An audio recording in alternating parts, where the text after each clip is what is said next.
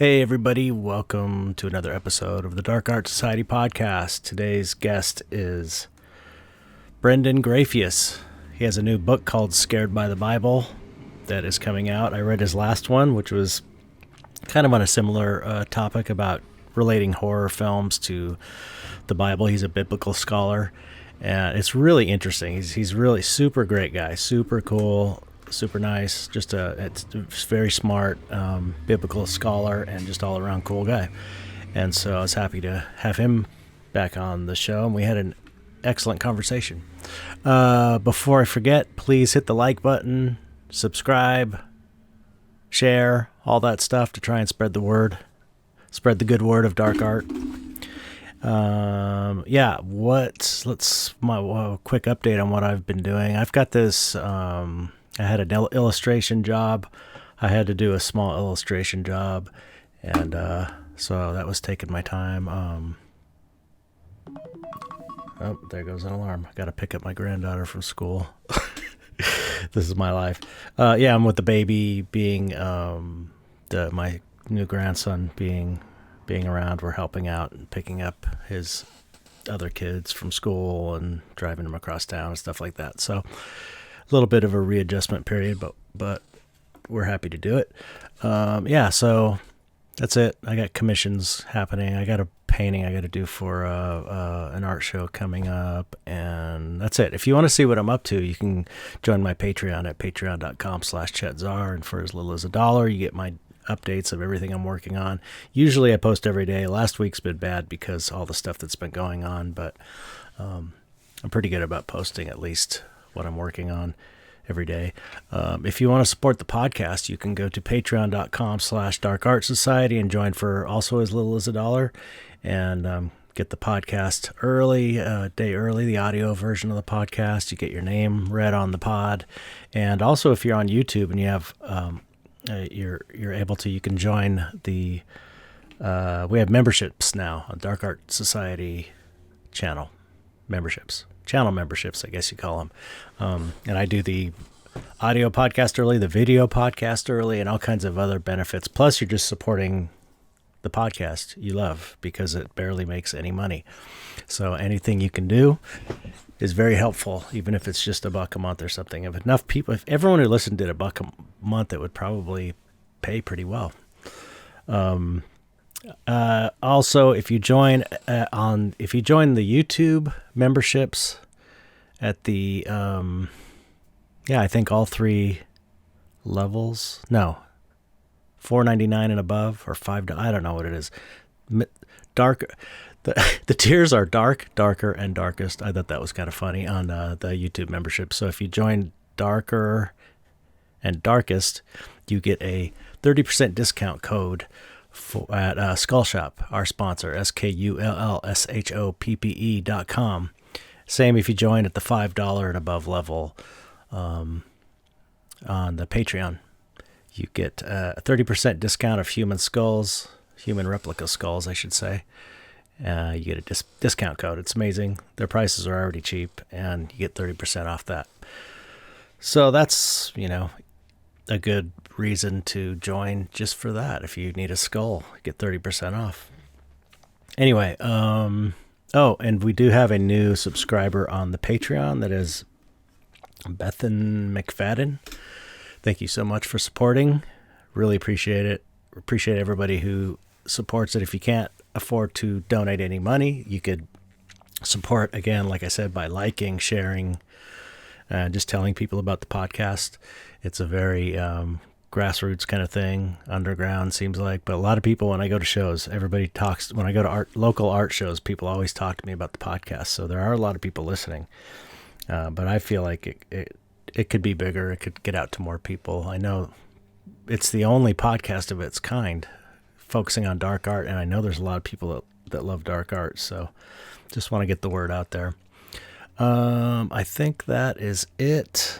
Okay, let's get on with it. Okay, here we go. My interview with Brandon Grafius. Hope you like it.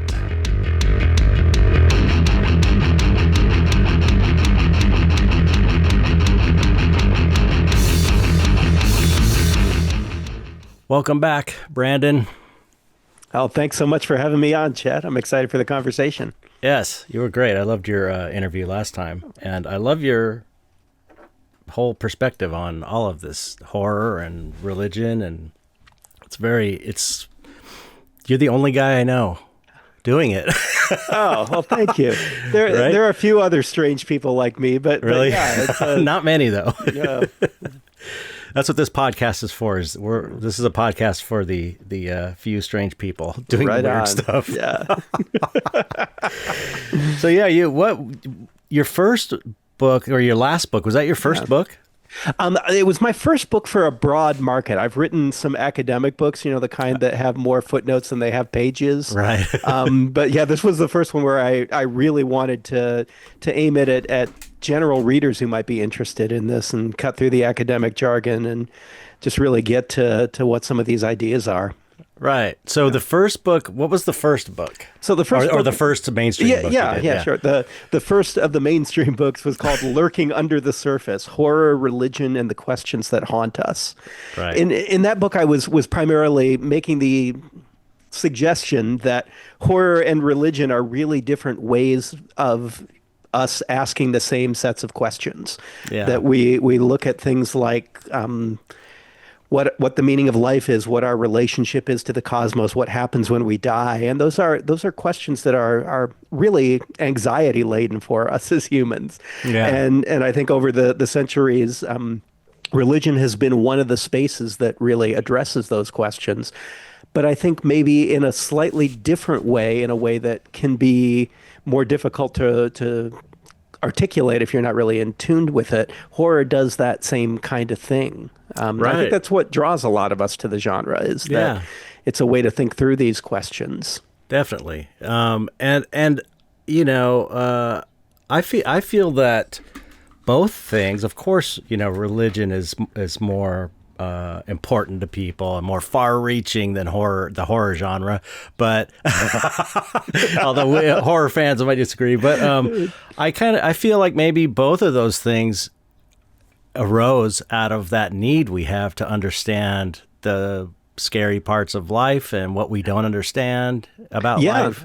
I think absolutely. There was this German theorist in the early 20th century named Rudolf Otto, and his idea is that the dawn of religion is, he imagined an ancient man, it was a man in his worldview, but Right. being alone at night looking up at the stars and just thinking of the vastness of the space and the absolute tininess and really insufficiency of him in the face of this night sky, and that's where religion comes from. It's this kind of basic experience of terror in the face of the universe, and all of our rituals are ways to try to mitigate that terror. That almost sounds like something right out of Lovecraft. Yeah, well, life is like, I don't, this is hyperbole, of course, but life Sure. is horror. Yeah. There are a lot of horrible things that are part of life. And I'm not talking even just about war. Like my son just had a baby, or my son's partner had a baby. Yeah. But Gotcha. and so I was talking to him about how weird it is that when babies are born, it's like blood and guts and violence almost, because it's just like pushing, screaming, Yeah, blood, placenta, all this. It's nasty, but it's like, it's crazy, and it's like a horror film. It's like Yeah. Alien or something, but this thing that comes out is a new life, and it's just the ultimate beautiful, the most beautiful thing there is like a child being born, and it comes out of this horror. It's so weird and symbolic. I remember my oldest kid being born, and the first scream they greeted the world with was a scream of pure terror. They were just looking around, anxious, terrified. Right. My second kid screamed and was angry when he came out. But the first one, it was clearly terror.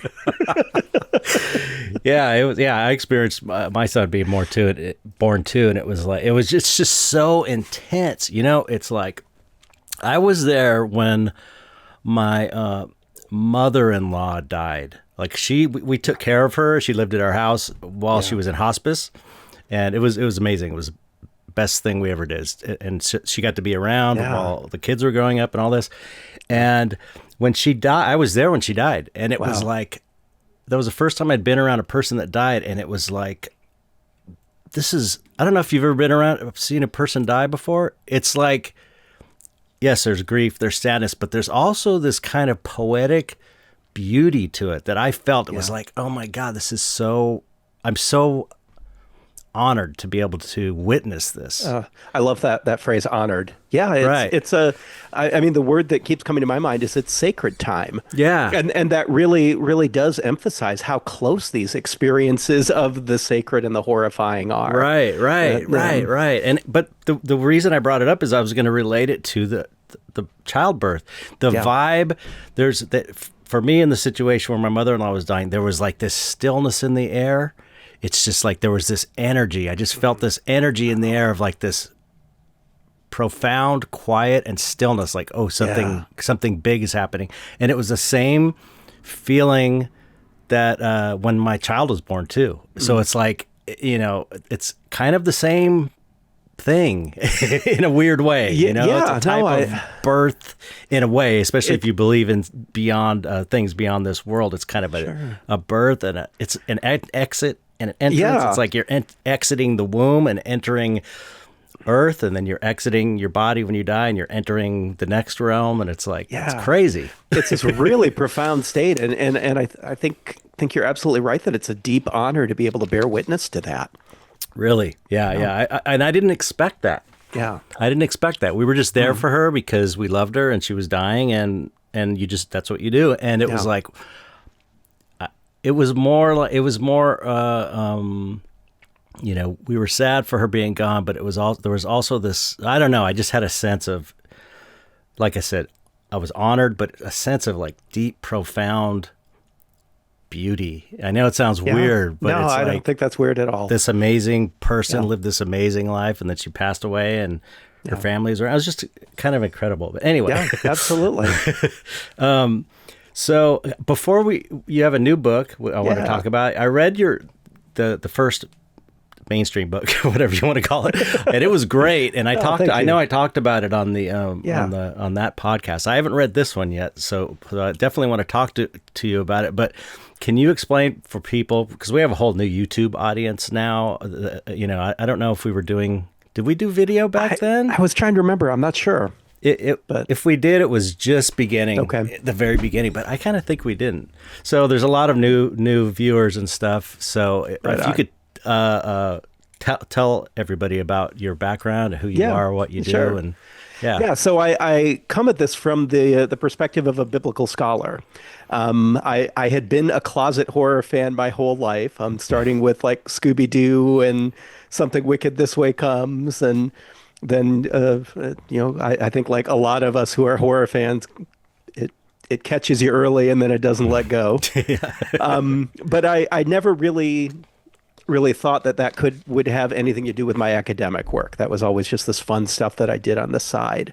I kind of took a meandering route. I started as an English literature major, did a creative writing degree, and eventually found my way into seminary. I often joke that I then pivoted to becoming a professor because I don't like people enough to be a pastor.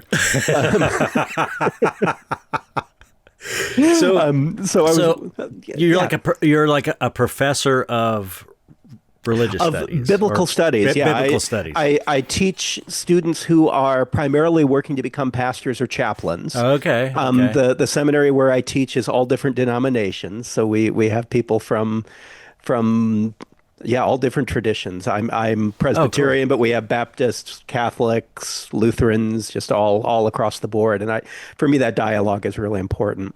Yeah.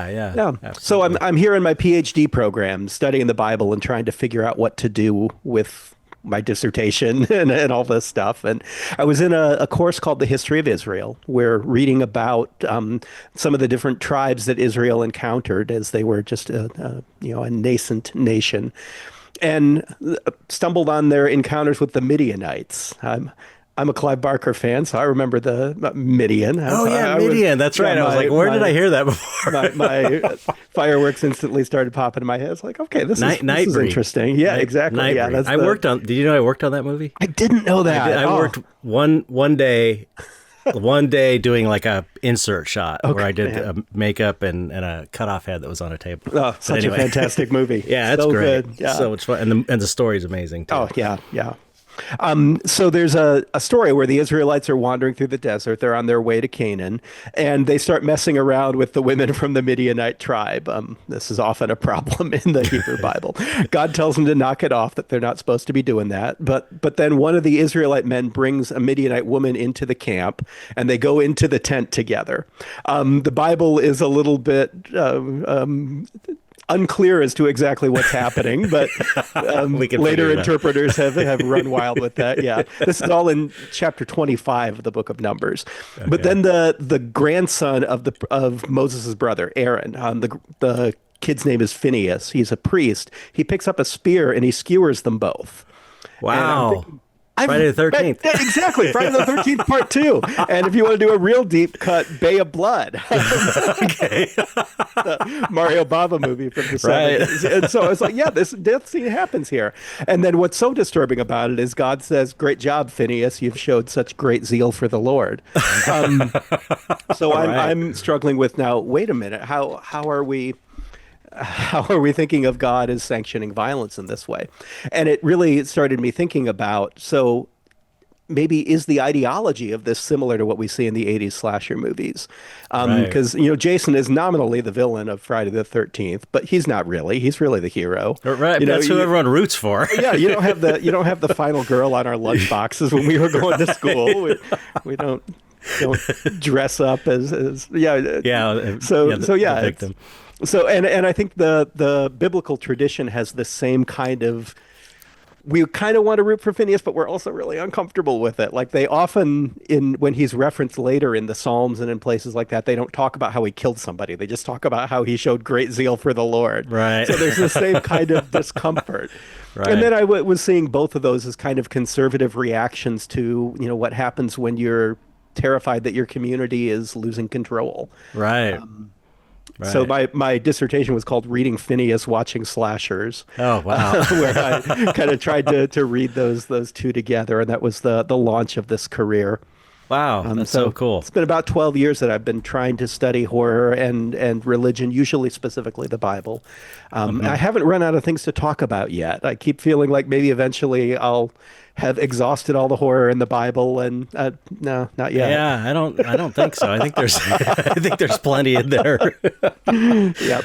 Wow, that's so interesting, and it's such an interesting perspective. But I think it also says a lot about you as a person, that you are open enough to be able to make that connection, because I mean, we talked about this last time, how religion, particularly fundamentalist Christianity, can be extremely insane, and we talked about this before. I don't want to rehash it, but and not open would never consider, they would think that was a satanic book for sure. The book you wrote. There's a lot of people like that. I think so. Yeah. And you are such a cool, perfect Christian in my mind. It's thanks, man. Wow. You're well, I mean, you're not, because we all know that Christianity, we talked about this last time, gets a bad rap for some good reasons, because a lot of yes, it's totally earned the bad rap. Yeah, right. But you are you are I hate to say it, but you are one of the good ones. It's bad to say, but I hear you, and I struggle with that all the time, being part of the tradition. Is there enough good in this tradition for me to continue being a part of it and trying to lift up what's good? Right. And I think that's a really hard question. Yeah. So But For it's, me, I mean, it's just like, I think it's just like kind of what, you know, I've got my perspective of what Christianity is, the way I was raised, and it was, you know, definitely on along the lines of your perspective, which is more about love and acceptance and not judging people and loving your neighbor and all this sort of thing. And I really, and I really think it's like, you know, a lot of people say this, but they don't mean it. It is what's in your heart that's important. And so it's like clear to me that you have like you're a good-hearted person doing the good work. And we all wish, you know, any non-Christian person I know wishes, you know, if all Christians were like you, there'd be a lot more Christians. Put it that way. I hope that's true. But, you know, on the other hand, the reason that this kind of fundamentalist Christianity is so widespread is because we really do like clear, easy answers. Right. Those are Yeah. comforting. True. And my kind of Christianity doesn't really give you those answers. Right. I think my books often ask more questions than they give answers, and that can be challenging. And it doesn't give you the comfort when you want to know, how am I supposed to act? What am I supposed to do? I might not be the person to talk to about that. You're going to raise more questions than they came with. But okay, so anyway, what's the new book about? I'm excited to read it. Oh, thank you. So it's called Scared by the Bible: The Roots of Horror in Scripture. Excellent. One of the questions that has really been animating me these last few years is, why is there so much horror in the Bible? So it starts from the idea that there is a lot of horror in the Bible, and those of us who are part of the Christian tradition are often really reluctant to admit that. Right. And that means we don't read it very well, that we run into the horror and we don't know what to do with it. Right. So I think part of it is that we should acknowledge that there's horror here so we can read it better. That's part of it. But then I also ask, well, but if they wanted to, if the biblical authors had wanted to make a book that's nothing but nice people treating each other well and smiling and having rainbows and puppy dogs and all that, they could have made that book. Right. And that's not the book they made. So why do we have a book that is so full of horror? Right. Full of monsters and violence and people behaving so terribly? Yeah. There's a I mean, think it makes sense when you think about how I don't know how life was back then as well, about how rough things were. Imagine how difficult life would be. It'd be, you know, it seems like the further you go back, the harder it was just to survive. Yeah. But again, even in the best circumstances, having a child in at a hospital with all the nurses, it's still a horror show. You know, that's still part of the essential part of life. There's a lot of horror to it. Absolutely. I think that's a key part of the answer, that if there wasn't horror in the Bible, we would recognize it as false, that we would know this does not speak to our experience. This I like to worship a God who is loving and kind, but man, there are days when he feels like a bastard who's out to get me. Right. So I appreciate that the Bible lifts up that perspective, and that there are times where God is angry and just generally mean-spirited, because sometimes I feel like that. Right. So having that experience validated is important. Yeah. I think there's another part of it, though, that gets at why horror speaks to us on such a deep level. Because this is kind of the other thing I've been wrestling with. You know, why am I so drawn to horror? It's fun, but I also feel like it's deeper than that. Yeah. And I think what I'm coming kind of circling around to is the idea that horror is the genre that I think is best at expanding how we think of the world. It fosters our imagination. It helps us reflect on reality and think of new ideas in a way that other genres don't, and that maybe we couldn't if we were just talking about them. Right. Straightforward propositions. So I think that's kind of what the Bible is trying to do too, by kind of smuggling some of these ideas in through the feelings of horror. It's so interesting. I think religion at its best is about helping us imagine possibilities beyond where we are. if all you have is a list of rules, usually rules for other people, you've got a very small religion, and I don't think Right. you're doing it right. I Right. think religion should be about helping us be more than we are, helping us grow and be bigger, and I think that's what horror taps into. Yeah. Yeah.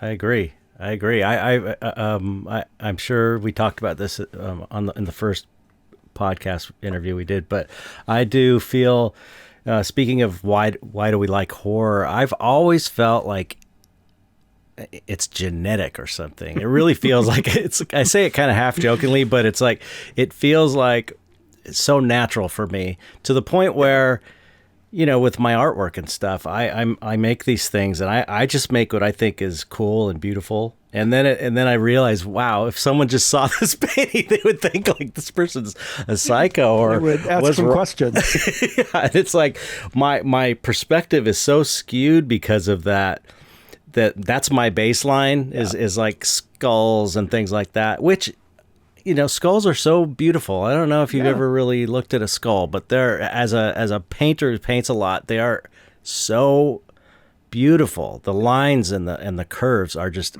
unbelievable. They're not just cool, they're like incredible.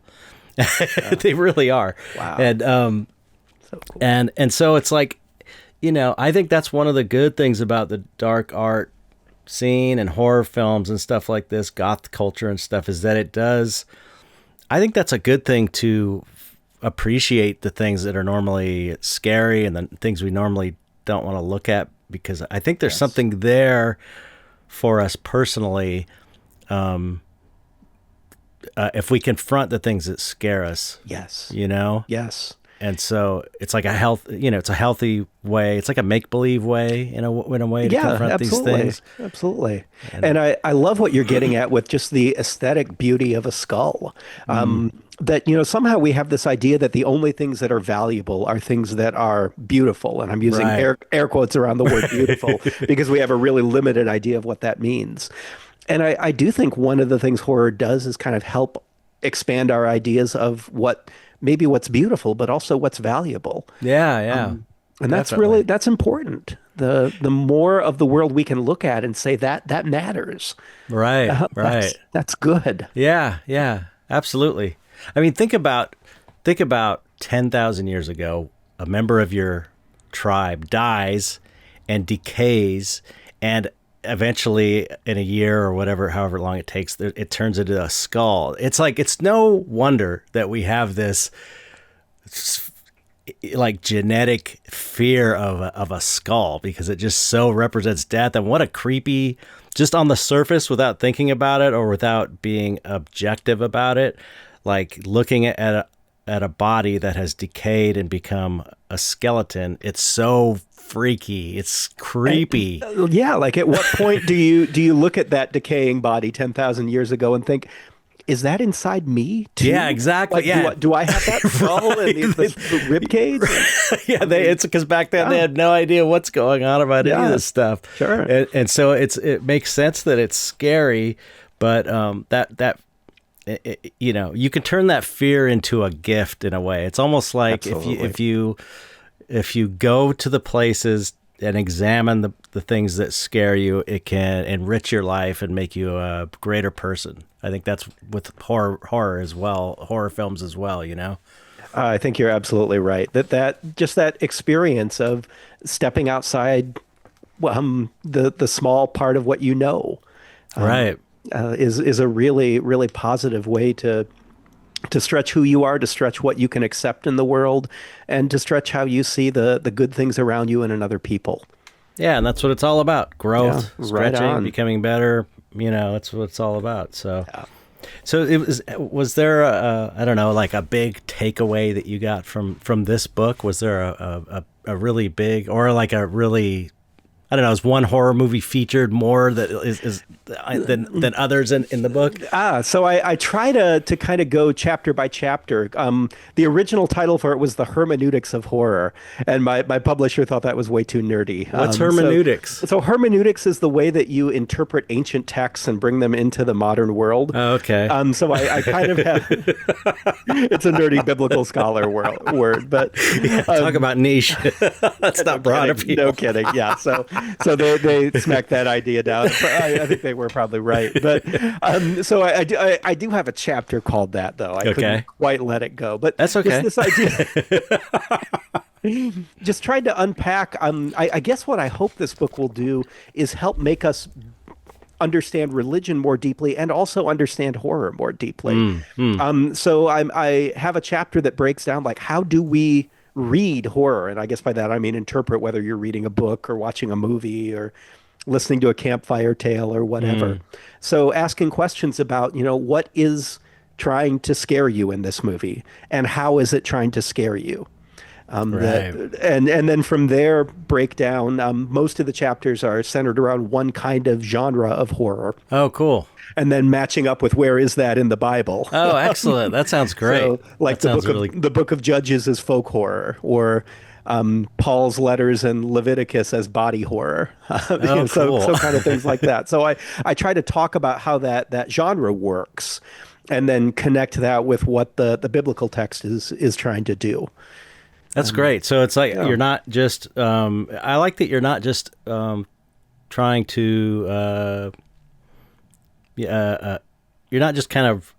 I'm terrible at podcast hosting, just so you know. I'm so bad at speaking. Part of the reason I do this podcast is because I'm so bad verbally. I'm an artist. I'm a visual artist. So anyway, I always get tripped up on my words. Love it. But you're not just focusing on one or the other. You're kind of combining the two things, religion and horror, to get a greater understanding of both, rather than using one to push the other. I think that's really cool. Yeah, I really am trying to move in both directions at once and have it be a dialogue rather than just an investigation of one. That's great. That's great. That's great. When is it coming out, by the way? It's coming out October 7th. Excellent. So just right around the corner here. Yeah. October 7th. I'm going to buy it. I'm going to buy it on Amazon for sure. Are you going to do an audiobook? There is an audiobook. They usually come out like a month or so later, if it's not a really big release. So I'm sure my publisher will get you a copy of the audiobook. Cool. Coming along. But yeah, definitely. I've been doing. I do because I don't have time to read anymore. I always buy books and then I just don't have time to read them. But I do audiobooks because I have to walk my dogs. I got a pit bull and she's like full of energy, and so I have to walk her every day.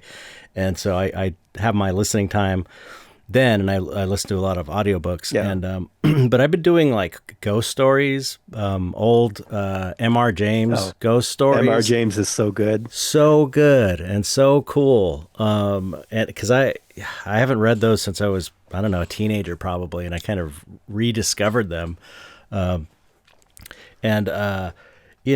It's like, you don't really think of, it's funny because you don't think of the horror genre. I mean, I guess you kind of do, but like M.R. James old school ghost stories are kind of like the precursor to the horror genre, right? I mean, wasn't he kind of one of the earliest? Yeah, one of the early ones that brought those ghost stories into kind of more contemporary culture. Right. And then there was a British tradition for a long time. BBC every Christmas would have an adaptation of a Henry James story. Oh, right. I think most of them are still on Shudder. Like they put them out last year. Oh, cool. Okay. And some of them still hold up pretty well. They have this kind of 70s British folk horror quality. I love that about them. I love that fun. for the what's the word I'm looking for? See? Oh, you're fine. Just when you go back and experience things from your childhood, what's the word? Oh, the nostalgia. Nostalgia. Thank you. The nostalgia factor. I like the cheesy stuff. Also, the stuff that's kind of weird, shot on video from the 70s, because I kind of grew up on that stuff. So even the nostalgia factor, but the stories are still really great. They are. It's interesting to me that Lovecraft lifted James up as one of his favorite authors in supernatural horror and literature.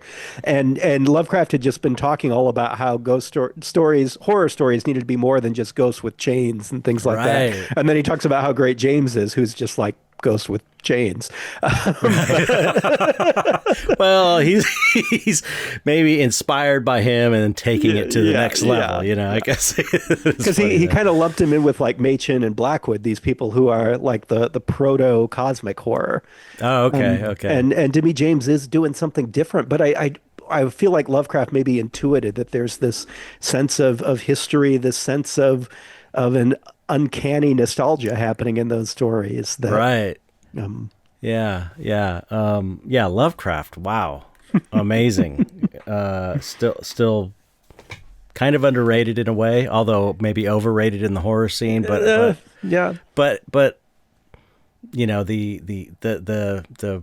cosmic terror is really, isn't he kind of the first guy, or he's the person who really, he talked about it kind of almost academically in his book Supernatural Horror and Literature, and then I think a lot of his stories really embody that. The last chapter in this book is called Ark Encounters, that has to do with cosmic horror in the Bible. Excellent. So there's this scene where they're bringing the Ark. David has just become king of Israel, and they're bringing the ark into the castle in Jerusalem. And as they're bringing it in, it like starts to wobble off the donkeys, and a priest reaches up to touch it to try to steady it. And he touches the ark and is struck dead right there. Wow. David is pissed. He's really angry about this. And God doesn't give any justification or rationale or anything. It's just like, man, you can't mess with this stuff. Wow. What a trip. Yeah. It's so interesting. It's so, it's so great. It's so great because, people don't read the Bible. It's so long.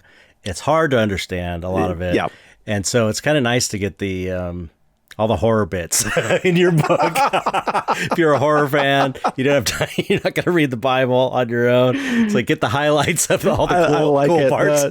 The Bible horror edition. Where we cut to the greatest horror hits. Do you have a specific story of the Bible that resonates to you as one of the most horror related? For me, the book of Job is the most terrifying of all. Oh yeah, right. Where so Job is supposedly a good man, and God and Satan make a wager that if Satan does all this bad stuff to Job, takes all his wealth away, kills his family and things, that Job will curse God. That basically Job is only faithful because he's got a good life. And God says, okay, go, knock yourself out, dude. Which that in itself is very disturbing. Yeah. It's also disturbing that Job never knows about this. He never finds out that there's a wager between God and Satan. Right. So most of the book is Job lamenting about how terrible things are for him and demanding an audience with God to figure out, why is this happening? Like, where is the justice? If I did something wrong, let me know. Tell me what it was. If not, tell me how this works in the world. And finally, at the end, God appears and gives this long speech. And instead of answering Job, God gives this just whirlwind tour of creation, focusing on all the places that humanity isn't welcome. One of the lines is that rain falls on a land where no one lives. Wow. And it just feels like this big... Yeah, the world is bigger than you. Right, you are smaller than you thought you were. And your pain and your suffering maybe don't matter in the way that you thought they did. Right. It's terrible as pastoral advice. Yeah. But as a piece of horror, I find it absolutely chilling. Right. Yeah, a lot of the stories in the Bible are so valuable if you know how to read them. You know what I mean? Like, some things are like, this is insane. And then you like take it from it's actually talking about, it's making this point, not the obvious point that you thought it was. This is how I view it anyway. And you're like, okay, it's making this other point. It's kind of amazing. It's like a poetic way of making a certain point. Yeah. Right. But not necessarily this literal point or the obvious point sometimes. The point that's obvious to us from 3,000 years later. Right. Right. Yeah.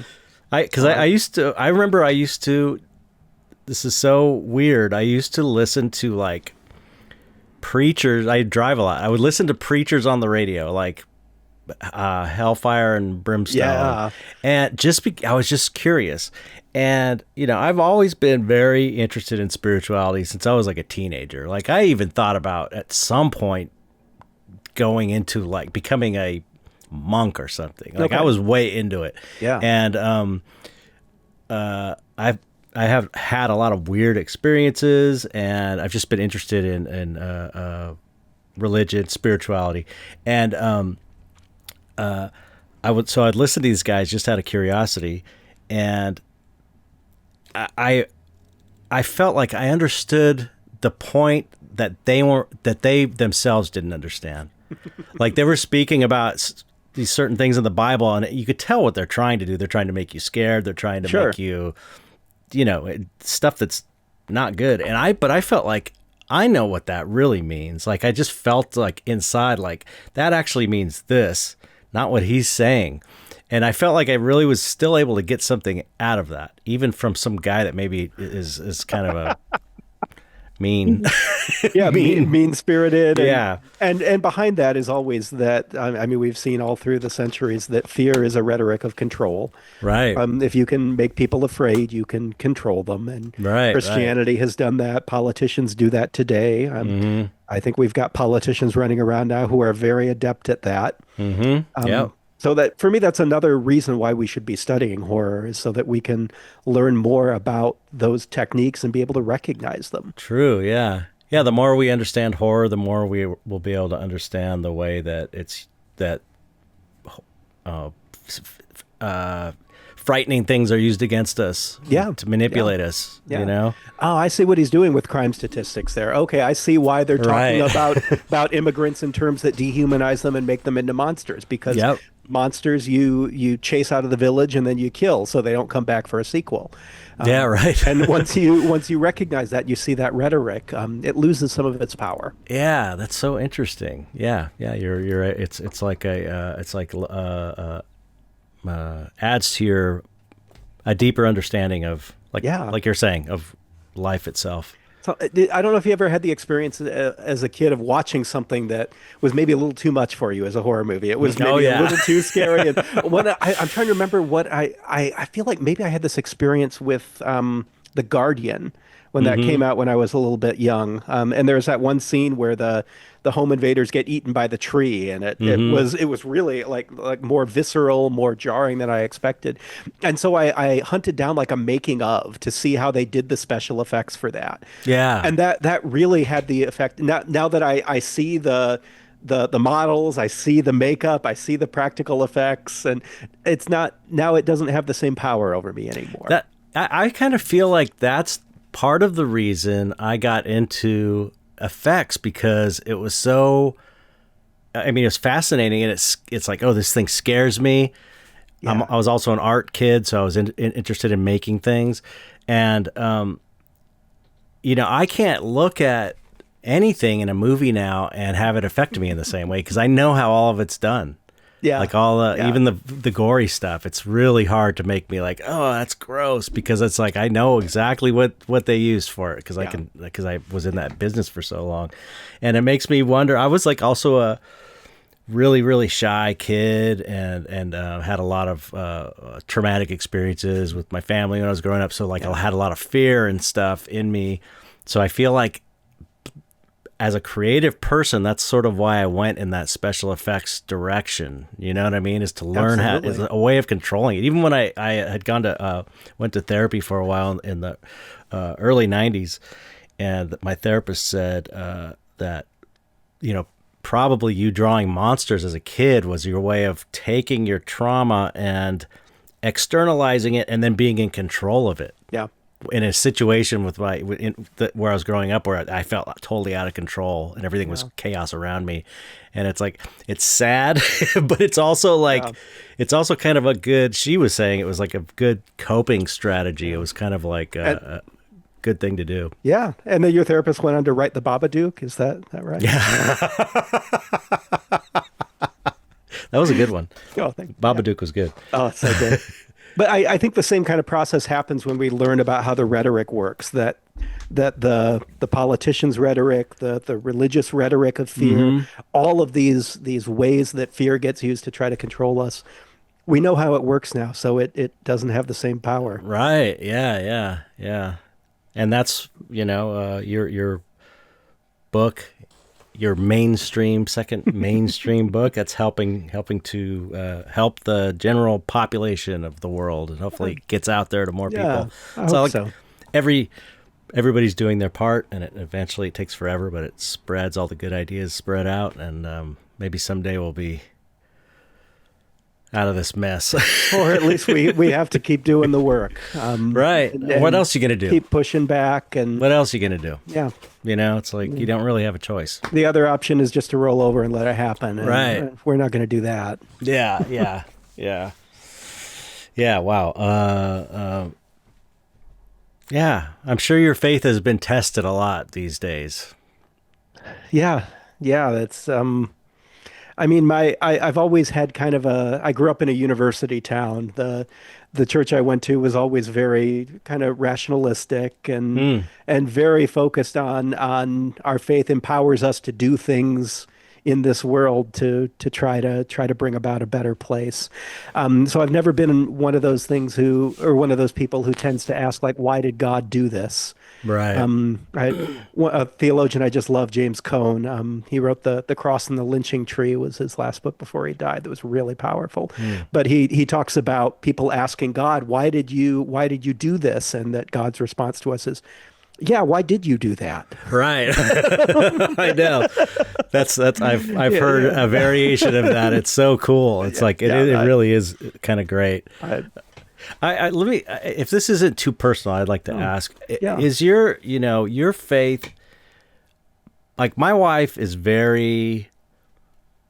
she doesn't have the same kind of faith as me, but she wants it. Yeah. Like she wants to not worry about what happens after we die. I have always had this natural feeling like, no, like I've always believed in God. I've always believed in it's all good. I've always believed it's all good ultimately. There's nothing to worry about, which is hard to always believe at certain Yeah, times. But absolutely. that's like in my core, it feels like it's part of who I am. And my wife is kind of like envious that she doesn't have that in her. So I was Yeah. wondering if you obviously have a faith. So are you one of those natural kind of faith people, or was it something that, how is that for you? Man, I feel like it depends on the day. Yeah. There are days when I really feel it deeply and have that sense that you describe of a God who's watching out for things and that it's bigger than we can understand, but somehow it's going to be okay. Mm-hmm. And there are days when I feel like, I go to church because this community matters and it helps me become a better person. Right, right. And so I mean, it really depends on the day. I find this, if I'm really honest, Yeah, yeah. find this pendulum swing between sometimes it all feels right and sometimes, I don't know, it seems like a stretch. Yeah. And I try to feel like I try to give myself grace to say that's okay. Right. Yeah. I would like to think that if there is a God, God is less concerned about whether we got the right answers on this kind of Right. theological quiz. Nope, the virgin birth really was true. Sorry, you got that one wrong. Yeah, you're going to hell. Yeah. I'd like to think, and there are certainly parts of the Bible that lift up that God cares a lot more about how we treat each other. Mm-hmm. Matthew 25 is Jesus giving this vision of, you'll come to the Father and I'll be sitting there and I'll say, go away. I didn't know you. I was sick and you didn't come visit me. I was in prison. You didn't help me. I was hungry and you didn't feed me. And they'll say, well, when were you hungry and sick? And Jesus says, whatever you did to the least of these, you did to me. Yeah. And it's a beautiful passage, and I also think it's beautiful for what's not there. What's not there is what did you believe, or what kind of faith claims did you make, Right, or right. how did you understand all the metaphysics of it all? It's just what did you do for the other people around you? Yeah, it's such a trip because it seems like there's both There is. there's both in the Bible, and so there's enough for liberal Christians like yourself, and hardcore fundamentalist right-wing Christians to grab onto. It's like there's both. It's like, come on now, why is it like that? Well, and I think the Bible is smart enough to know that it's trying to cover these huge issues that it can't really give us simple answers to. So it often gives us paradoxes that these things are somehow all true at once. Right.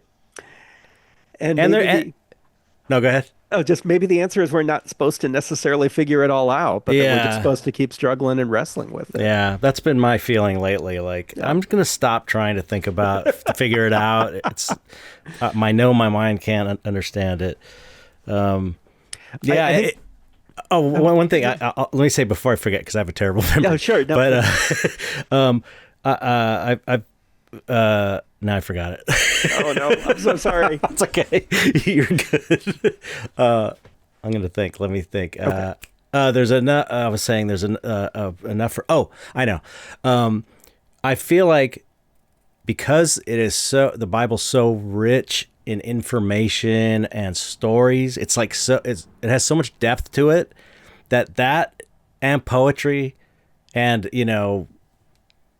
everything's in there. It's like a really massive thing, and that allows more range to interpret things to suit your own absolutely way of being or whatever. You know what I mean? And I think you're absolutely right. And I think one of the implications for that's really tough is that means you are ethically responsible for how you interpret it. Right. You can't just say, well, this is what God says. But that's what a lot of people do, though. But they use that to be the biggest assholes, and they'll just kind of blame it on God. That's what, I don't think God is supposed to be a scapegoat like that for us. No. I really think we have to each interpret the Bible how we're going to interpret it, assuming it matters to us, and then own that. Right. You're responsible for how you interpret it. Yeah, that's a good point. I've never really heard it said like that before. So how long did it take you to write this book? So this one, I wrote it fairly quickly. I think it was about a year. It was kind of a funny. I had this idea of so I was pitching a book that was about how horror makes us feel, and the feelings of horror help introduce new ideas that we might otherwise not think of. And I found this one publisher, it's through Morehouse Publishing, which is like the trade arm of the Episcopal Church. And they were like, we love the horror stuff. I don't know about this feeling stuff so much. So can you revise it for us and focus on the horror stuff? And then there was another publisher that's an academic publisher named Baker that said, we love the feeling stuff, but I'm not so sure about the horror stuff. So could you revise it for us more towards the feeling stuff and get out the horror stuff? So I ended up with two different proposals of two different books. So now I'm writing that feelings book for Baker. Oh, cool. That's great. Do you have an agent or anything? I do, yeah. Oh, cool. Yeah, I work with a gentleman named Philip Turner who's pretty plugged in. And then my editor at Morehouse Publisher, Carl Bromley, is an old school horror fan who goes all the way back to, like, he remembers buying the video nasties out of the trunk of some guy's car as a middle schooler in London, and things like that. So he's been really, really active in helping this book get out there. There's going to be a feature on it in Rue Morgue coming out in November, December issue, and some great. Things like that. I hear a good review in the Los Angeles Review of Books coming out soon too. So. Really? Yeah. That's so cool. I can't wait to read it or listen to it. Yeah. Yeah. How exciting. Do you have, aside from this other variation you're talking about doing, are you looking to the future for more books on the theme? Yeah. Always looking towards the future. I mean, the books have enough of an on-ramp after you finish them that you've always got to have, one in process, one in publication, and one kind of in the works coming up behind it. Yeah. So what I'm just finishing up right now, I've been thinking the last 6 or 9 months, what would it look like if I tried to take all these ideas and put them into a novel? And Yeah. hopefully not a novel that feels backwards engineered to, Right. create the thesis of this I was book. going But to ask you that if you've thought yeah, about so writing fiction. I've got a novel that's about like 10 or 15 pages away from having a first draft being done. Oh, My goal cool. is to finish it up this weekend and then Uh, hopefully start shopping that one around. That's great. Are you? Uh, Did you enjoy writing it? I Like, did. It was a lot of fun. My I have a background as a creative writer. I did a oh, master's okay. degree in poetry and did a lot of fiction as well, and then kind of put that aside. Um, I think in my 20s, I kind of had this mentality that I wanted to find something I was going to be successful at.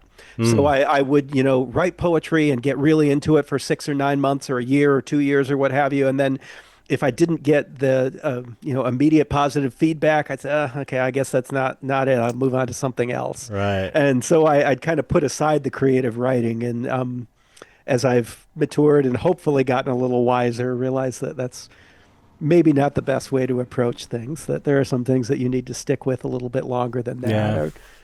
But also But realizing that doors often don't close permanently, that you can circle back around and yeah. knock Yeah. again. Yeah. So, Yeah. I didn't start painting. I followed my very earliest memories were wanting to be an artist, and I was even as far back as the first grade thinking of myself as an artist and wanted to be yeah. like a painter, classical, wearing a beret artist, at an easel. Yep, yep.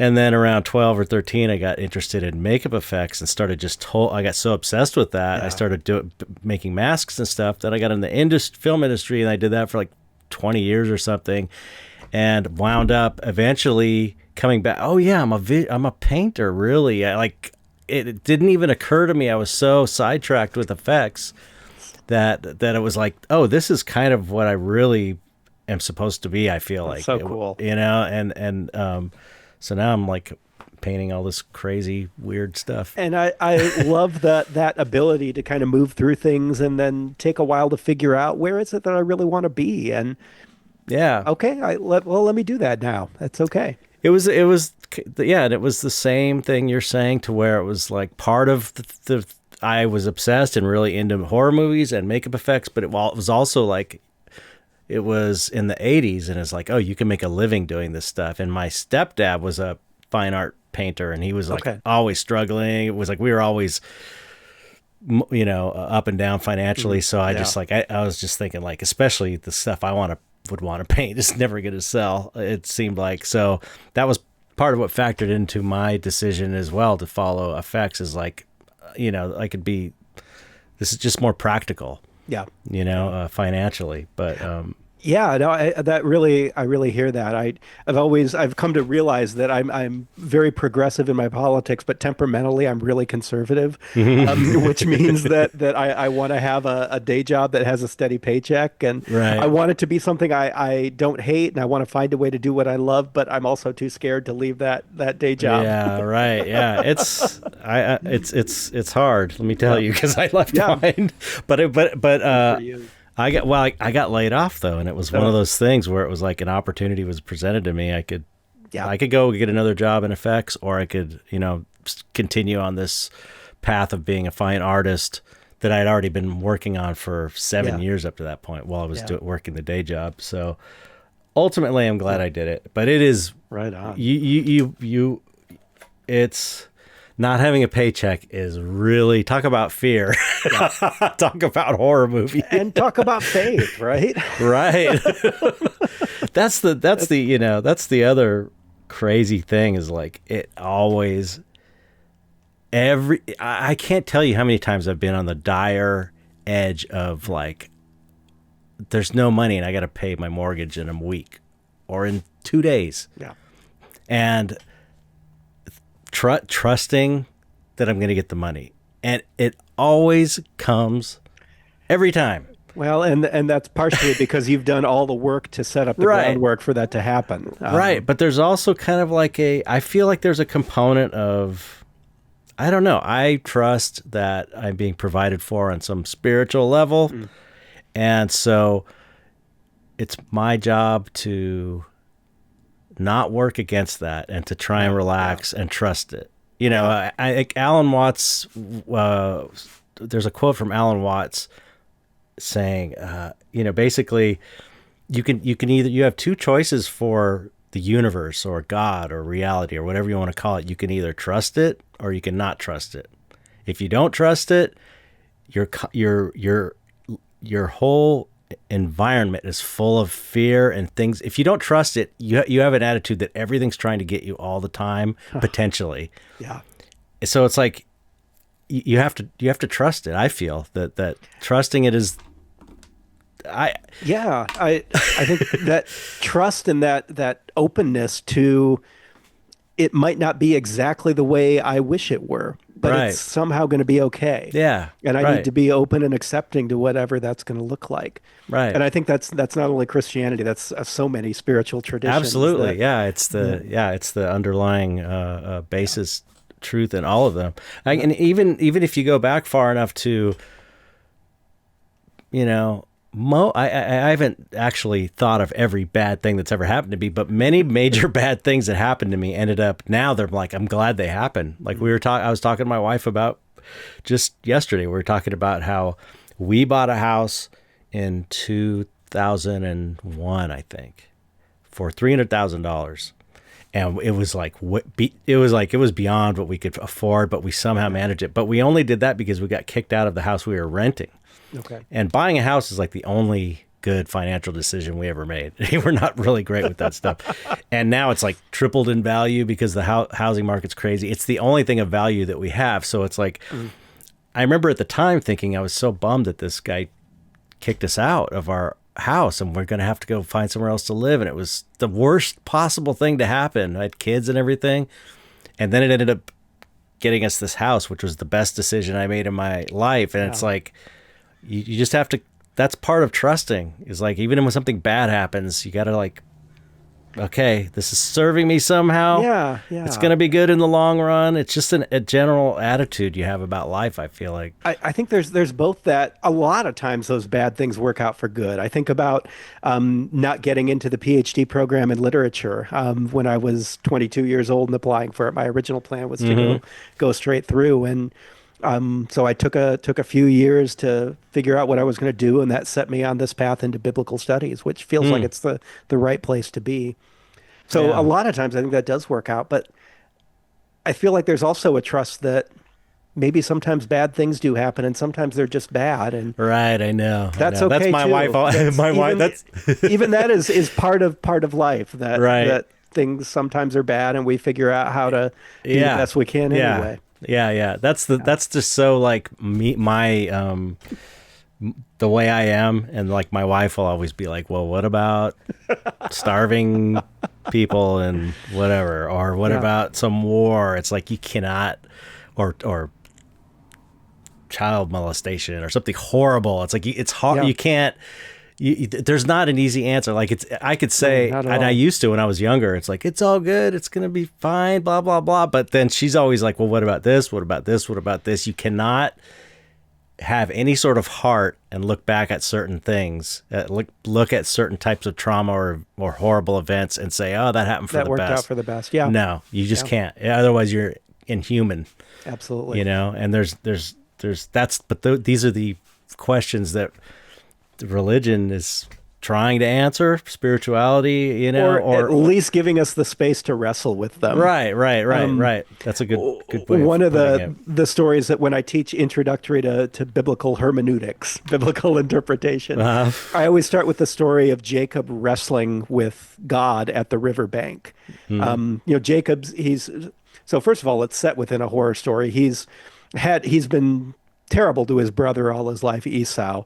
And now he hears that Esau is coming to meet him with a bunch of men, and he's worried about how this is going to go. So he goes out for a walk along the riverbank at night. And there's this guy at the river, and they wrestle. It's really, that's how the story says. And they wrestled until daybreak. And so you get a sense that this guy is God or an angel or something. It's not quite clear. And at one point, the guy says, okay, let go. And Jacob says, no, I'm not going to let go until you bless me. So the guy taps Jacob on the hip, and he has a limp from that. And then he says, and now your name is not Jacob, now your name is Israel, which literally means, and that's his blessing, getting this new name. And Israel literally means wrestling with God. Oh, wow. Yasar is the Hebrew for to wrestle, and El, God. That's interesting. So both that his name is wrestle with God and that he comes away from this encounter with a limp. Wow. So Yeah. for me, I feel like that's what we're supposed to do with this religion when we read the Bible. We're wrestling with these texts, with these stories, with God, and we Right. can't let go until we get our blessing. Wow. And sometimes we walk away from that with a limp. Right. Sometimes it hurts. But we Wow. are still our identity is that we wrestle. Yeah, yeah, that's so interesting. That's I'd heard that before, that Israel means wrestling with God. That's pretty interesting seeing that. I think it's fascinating. That region Yeah. over there is just so much There's trouble over a there. lot of wrestling happening over there. Yeah. Yeah. Wow. I it's so funny because so many people were raised Christian, that especially in this community, that people I know, like people that are into dark art and stuff, they were raised in like fundamentalist families and really restrictive, not good Christianity, and it really turns people against the religion. I know you absolutely. understand this, but it's like when I hear you tell these stories, just as a dude telling a story, it's like, that is so cool. It's so interesting. And I really feel like I think people could benefit, even people that were traumatized in fundamentalist religious families. I hope that people can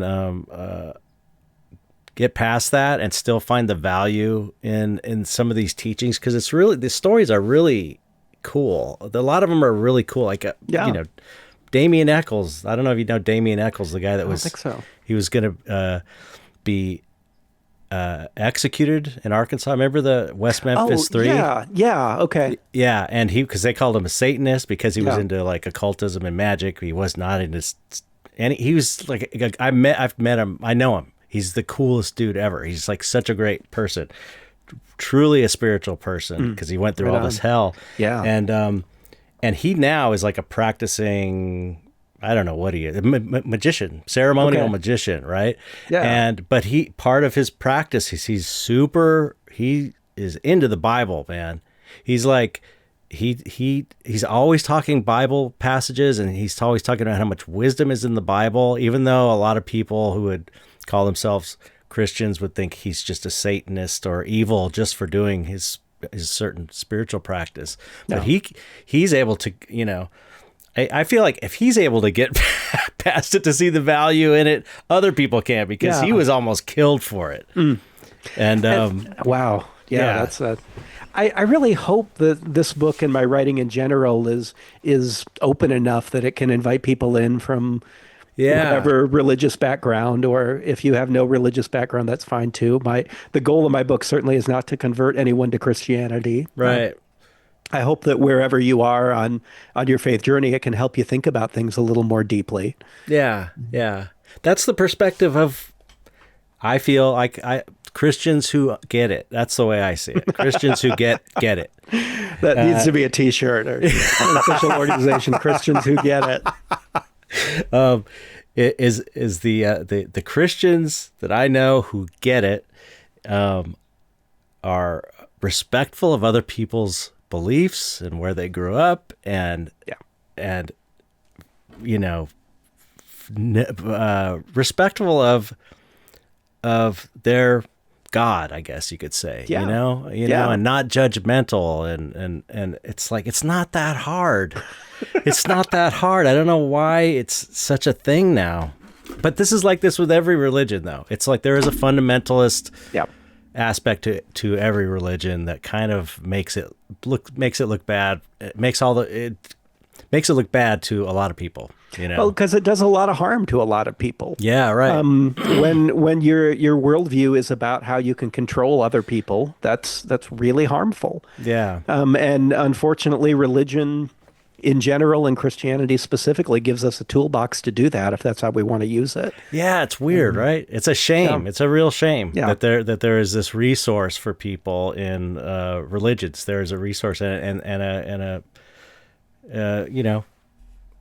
I think it functions. It can function in many helpful ways for people. Absolutely. Religion.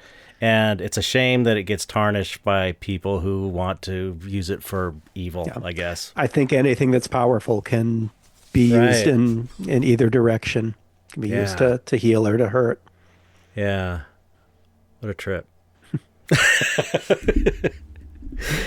So, let me, do you have any closing,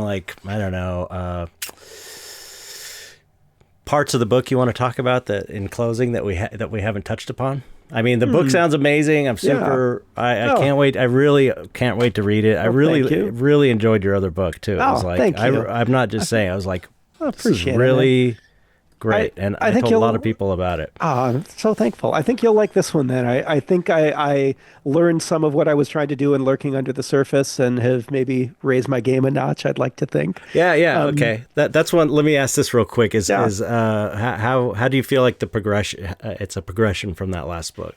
A couple of ways. I think it's I think it feels a little more organic. I think in the Lurking Under the Surface, I was approaching it as an academic who'd maybe dabbled in, 20 years ago had written some fiction and things, but had maybe dabbled in more creative nonfiction and storytelling in that way, but didn't really have a lot of experience with it. So as I look back on Lurking Under the Surface, it sometimes feels like the storytelling and the teaching kind of sit together a little bit uneasily. Okay.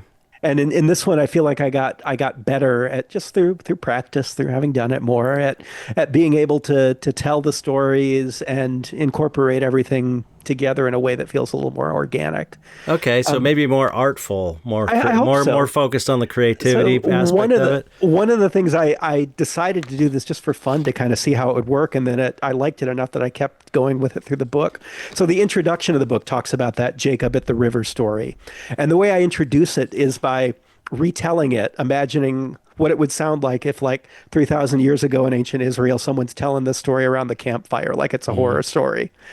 So I just took it as a page and rewrote it as a horror story. Oh, that's so cool. And so every chapter starts off then with a story from the Bible that's retold like a horror story. That's super cool. I thought that was just a lot of fun. What a great idea. I was just when you said that when you were talking about just now, I was like, man, he should write a whole book like that. And I was like, oh, this is the book. It sounds like it's got at least pieces of that. Yeah, maybe a whole book would be good, but yeah. So I really worked hard to write a book that is a lot of fun at the same time that it's hopefully engaging and enlightening. It's got instead of any footnotes, it's got a narrative bibliography at the back that kind of is like looking under the hood at the sources. And I start that section off by saying, if you've made it this far and you are done and want to say you have my permission to walk away and say you've finished reading the book, that's just fine. But if you're still sticking around, here's a little bit more about some of the books and things that have inspired this or that I've learned from. Cool. So I thought that was kind of a fun section. Yeah. It sounds more organic. Organic is a good way. It sounds more of a little more of a creative and the artistic process. Yeah, I think so. The other thing with Lurking Under the Surface, so when I submitted the manuscript, it was a 60,000 word book. And my editor said, I think it's going to work better as a 50,000 word book. I think that's where the market's going to be. So I got assigned an outside editor who I think did a great job. But man, cutting 10,000 words out of a book, cutting it by, what is that, 12, 13%. That's tough to do. Yeah. I guess that's more like 16%, isn't it? Something. Anyway, it's a lot. Terrible. Oh, sorry. My cat is coming to say hi now. We are pet friendly on this podcast. So this is Taser Face. Is that the name of the cat? That is her name. Yeah. Tazy for short. We'd just gone to see Guardians of the Galaxy when we got her. So that's anyway. A great one. So yeah, I think that I think it was an interesting process, and I can see the idea of creating a short, really readable book. And I also think it maybe made it a challenge in terms of how it all hangs together. Right, right. And I think this new one does a better job of being cohesive and yeah, organic. I keep coming back Right. to that Yeah, word. yeah. Yeah, that's cool. I just say I see the connection of you making moving into fiction as well, and Cool. this one's a little more, you had a little more creative fun with It's like it. my test drive for fiction, maybe. Right, right. So it seems like you're maybe heading in that direction a little bit, but that's Yeah. kind of cool, you know. Yeah. I Yeah. love it. Well, I can't wait to read it. It's going to be on Amazon everywhere, but Yeah. Amazon, Yeah. Amazon on when is it? It's I'll have it Octo- in I'll have it in the Yeah. the description of the podcast also. October But 7th is when it's coming out. can you Yeah. pre-order it? Yep, it's available for Oh, pre-order everywhere. Great. Last I heard that some of the big places have like 25% off for pre-orders and things like that. So wherever you can go, if you want to get it from your local bookstore, they can get it for you or request it from your library if you're not a book buyer. Getting it in Cool. libraries is great too. Yeah. Yeah, I grew up in the 70s. I remember libraries. Used to go every week to the library with my mom. It was awesome. Yep. Yeah, I'll have all that info in the Yeah, great. the description. And yeah, it was so great catching up, man.